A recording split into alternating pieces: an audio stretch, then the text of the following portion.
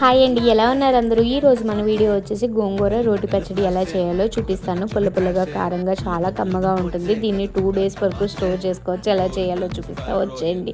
ముందుగా ఒక గిన్నె తీసుకుని అందులో కారానికి తగినట్టు పచ్చిమిర్చి, టొమాటో ఒలిచి పెట్టుకున్న గోంగూర, కొంచెం వాటర్ యాడ్ చేసుకుని స్టవ్ మీద పెట్టుకుని గోంగూర ఇలా దగ్గరగా అయ్యేంత వరకు బాగా కుక్ చేసుకుని స్టవ్ ఆఫ్ చేసి చల్లారబెట్టుకోండి. ఇప్పుడు ఒక రోల్ తీసుకుని అందులో వెల్లుల్లి రెబ్బలు, పచ్చిమిర్చి, రుచి తగినంత ఉప్పు, జీలకర్ర అన్నీ యాడ్ చేసుకుని కచ్చాపచ్చగా దంచుకున్న తర్వాత గోంగూర కూడా ఉంటుంది కదా మనం ఉడకబెట్టుకున్నది, అది కూడా వేసుకుని కచ్చాపచ్చగా దంచుకుని ఇందులో ఒక చిన్న ఉల్లిపాయని ఇలా ముక్కల కింద కట్ చేసి వేసుకుని కొంచెం కొత్తిమీర కూడా వేసి కచ్చాపచ్చగా దంచుకుని ఒక గిన్నెలోకి తీసి పక్కన పెట్టుకోండి. ఇప్పుడు ఒక ప్యాన్ తీసుకుని ఆయిల్ వేసి ఆయిల్ హీట్ అయిన తర్వాత ఆవాలు, జీలకర్ర, పచ్చిపప్పు, మినపప్పు, ఎండుమిర్చి, కరివేపాకు, ఉల్లిపాయ ముక్కలు అన్నీ యాడ్ చేసుకుని తాలింపు అనేది రెడీ చేసుకున్న తర్వాత ఇందులో మనం దంచుకున్న గోంగూర పచ్చడిని కూడా వేసుకుని ఒకసారి బాగా కలుపుకున్న తర్వాత స్టవ్ ఆఫ్ చేసుకుని వేడివేడి అన్నంలో కాస్త నెయ్యి వేసుకుని తినండి. చాలా టేస్టీగా ఉంటుంది.